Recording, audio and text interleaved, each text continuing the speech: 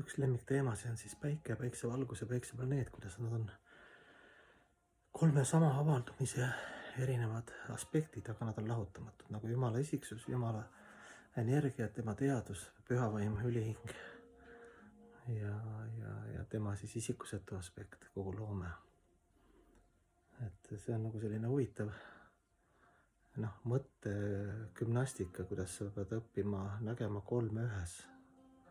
Ja kui sa üldse Brahmani peale saata aspekte, igaviku aspekte, eks ju. Brahmani peale mõtle, et kõik on üks ja me oleme ühes suures ruumis, universumis, loomeruumis, kus kõik on omavahel seotud, kõik on omavahel sõltuvuses, eks ju, sellest algsest teadusest. Et armastus on ka nagu selle alla kategooriaga, igaviku alla käib ka, et nagu igavene armastus. Et miks? Sellepärast, et armastus õpetab meile armastama tervikut.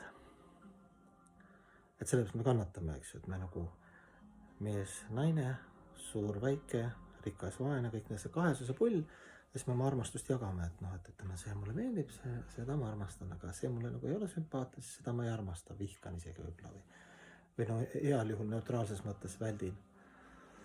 Ja niimoodi me väiksed olendid, kes me oleme sellest suurest armastusest terviklik osa ja enne maharahu, nagu me õpime tervikut täie rinnaga kõike maksimaalselt armastama, sest see on meie loomulik olek, see ei ole mingi asi, kuhu praegu paistab, et me peame jõudma sinna mingisse nirvaanasse või samadisse või Krishna preemasse, kuidas erinevad nimetavad seda paradiisi erinevad kultuurid.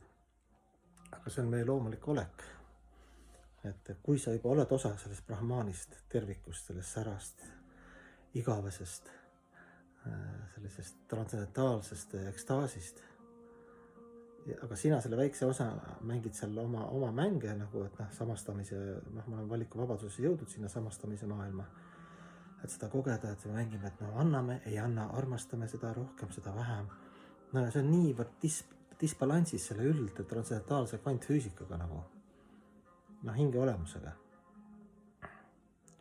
Sest ta ei oska, ta õpib nagu maast madalast, räägitakse, et see on hea, see on halb, need on vaenlased, see rahvus on parem, see on halvem, see partei on parem, harvem, rikkad on paremad, vaesed paremad. Kogu aeg käib nagu selline ja siis nagu treenitakse välja, lõpuks oledki selline nagu hing tahab nagu armastada kõike, aga ta ei oska, ta kardab, tal on hirmud, eks ju, ta on hirmutatud ära, eks ju, selles kehalises kontseptsioonis. Ja siis ta nagu seda, püüab seda armastust, ma ei tea, lihtsalt, et nagu see nali on, et kui ma jooks viina, siis keegi saaks aru, kuidas ma neid armastan kell 3 öösel, kui ma neile helistan ja luuletusi loen, eks ju. Nagu ka üks mul hea sõber ka, eks ju. Tavast helistab, kui ta on täis ja siis ta jääb järjest rohkem täis ja siis ta lõpuks ütleb, et ma armastan sind ka. Aga ta ütleb seda südamega, nagu hästi selline südamlik nii.